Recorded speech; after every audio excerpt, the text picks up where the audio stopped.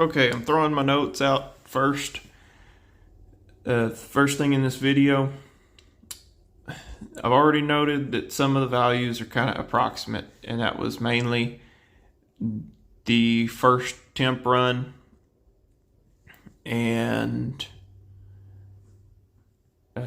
that's pretty much all it was. And then I made a note that I need to retest at a later date. These first retests and really my thoughts on what is going to change more significantly is going to be this RPM and the way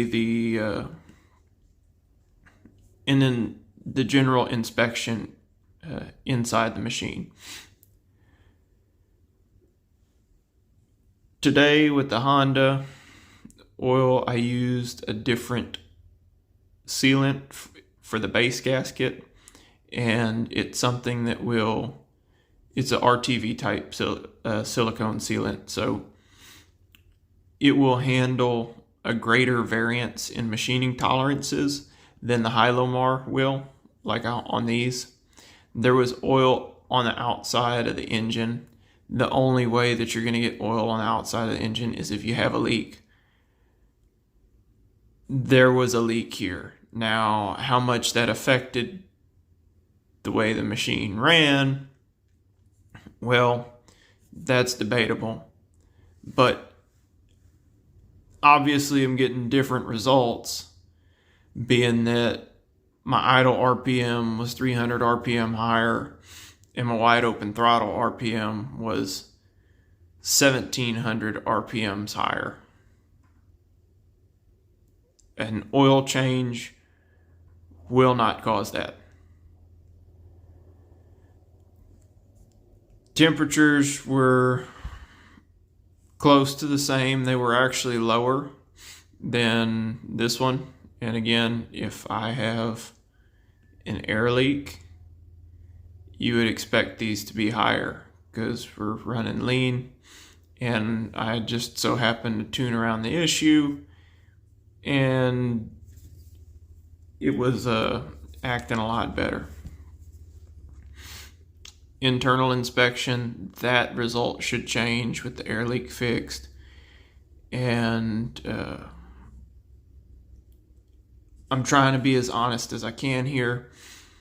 So Schaefer's gets another shot, and as well as HP2. I did have some running issues today when I ran this test, so I want to make sure that, clean slate across the board. We are same for all of my testing criteria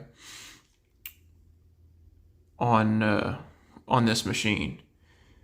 I also changed out the gear head.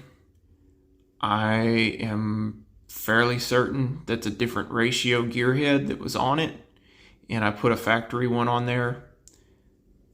That can change your wide open throttle RPM if you have a different gear ratio in the gear head. I think I need to kit the carb, and I need to do something where we can address this air leak on a consistent basis. That was my fault on these two. Now I know, gonna change it, but anyway, here's the results of today's test. It's asterisked, and take all of these with a grain of salt. 2990 at my idle RPM, 9800 wide open throttle, 312 degrees head temps, 650 exhaust temp. Excellent film inside the motor, or good, excellent, however you want to define it. Top of the piston was clean, chamber was clean, and it smelled kind of like dirt bike races. It was extra blue just because it was, very dark colored blue. And we're running beyond the OEM recommended amount of oil. So there you go. I think I covered everything. I'll be doctoring on the unit get it all straightened out before jumping into Sabre, and we'll go ahead and roll down the list. I think I'm going to try and do 2 oil test videos a week. So, there y'all go. Okay, had the doctor on the trimmer a little bit. It's got a new gear head on it. Getting ready for the HP2 test. Gonna run 40 to 1 and go through the standard thing like the other videos. A little bit of fuel. 12.5 milliliters.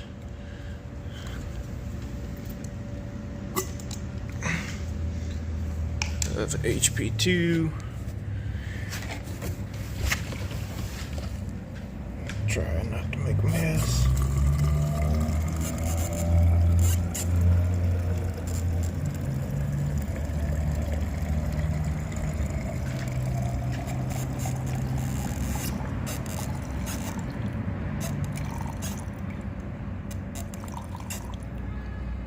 Alright, looks about 500 to me. Even with it being dispensed into a little bit of fuel to start out with, some of the HP2 settled at the bottom, so be sure to mix it real well. My container is starting to leak, but I'll get it sloshed around in there and filled up and then get it running.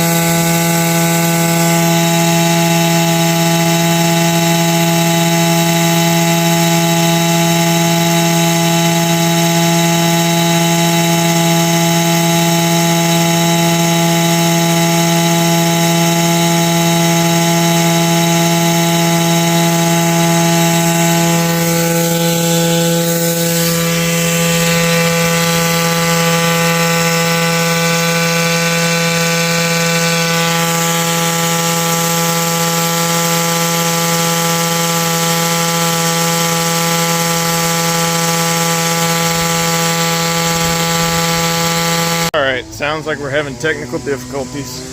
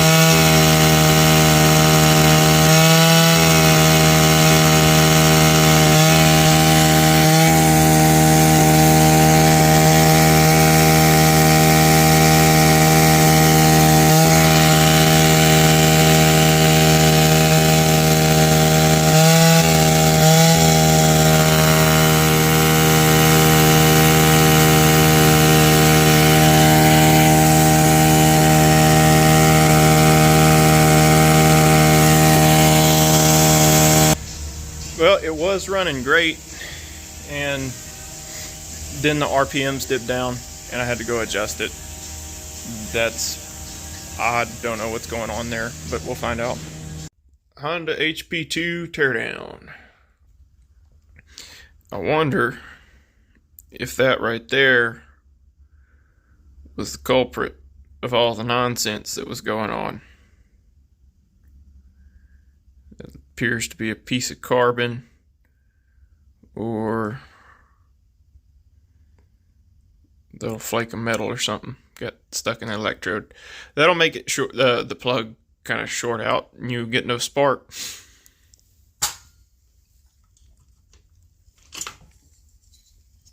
Used 3-bond to catch to seal the base this time. We have a nice oil film on top of the piston.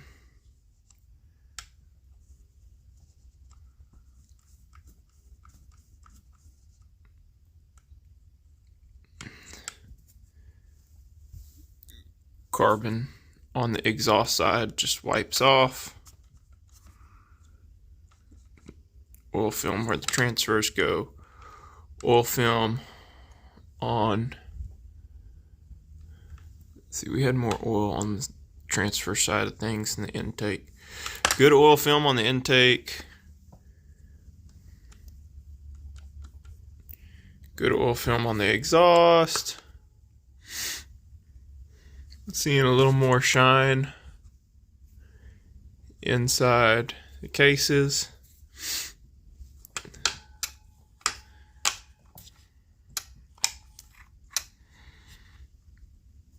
Everything's coated real nice.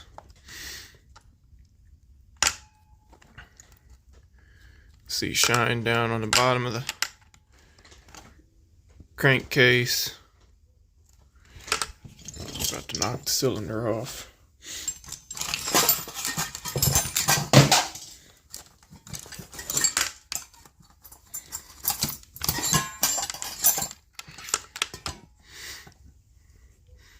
You can see blue down the bottom of there.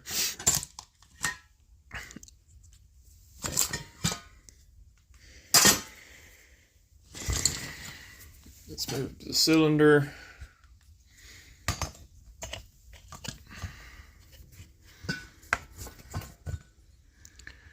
Chamber has kind of a wet sheen to it right near the plug.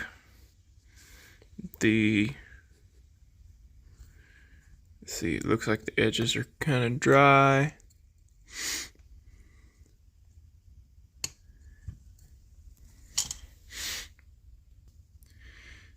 Spark arrestor looks great.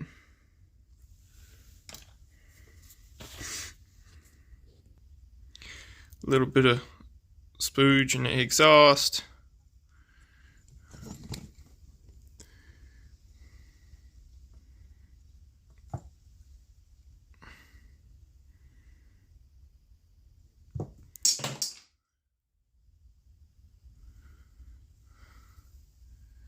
Not bad.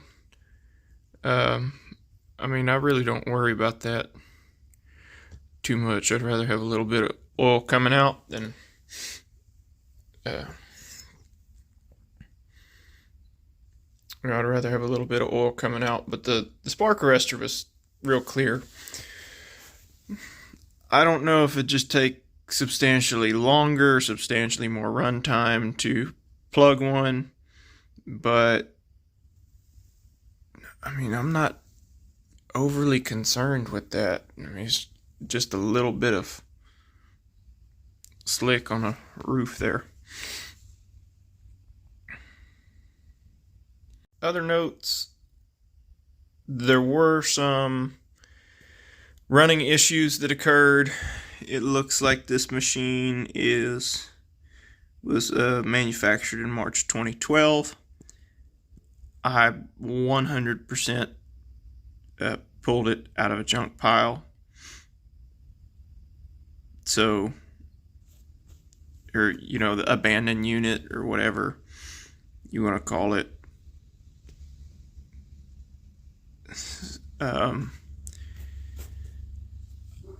I'll probably throw a set of diaphragms in the carb and see if that straightens it out.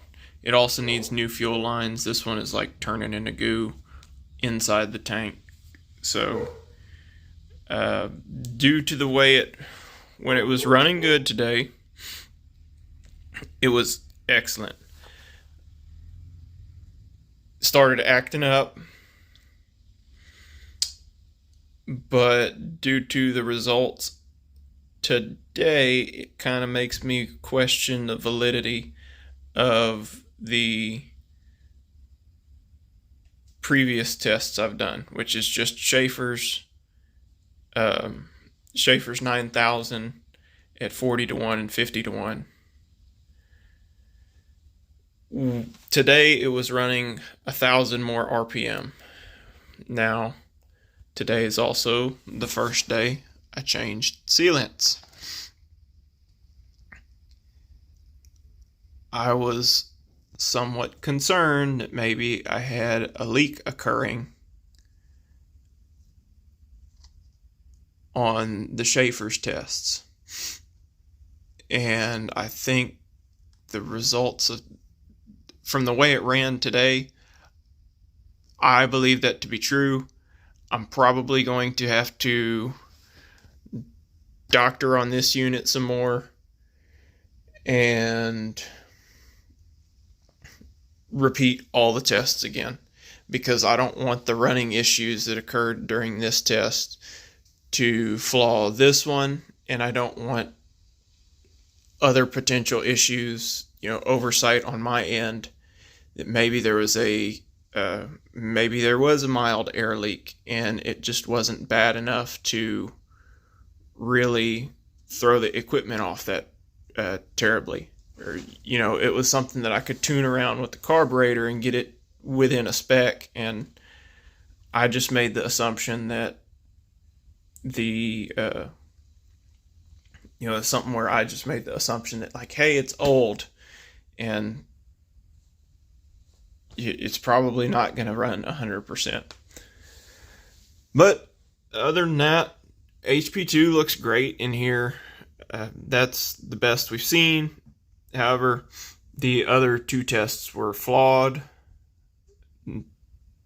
and I just want to make that out there. I'll make a note in the title, throw an asterisk in there, and throw an asterisk on my notes. They'll have to be repeated, but we'll just proceed with further testing from now on. And when I get back to the end, then I'll repeat those tests.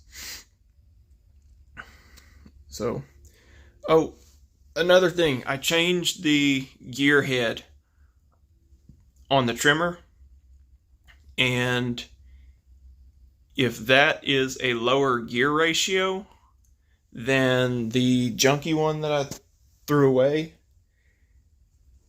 it would make the engine rev higher, because by reducing your gear ratio, you're reducing the load required by the engine to spin the head, and that is another reason why I don't believe the Schaefer's tests are valid anymore, and they'll have to be repeated.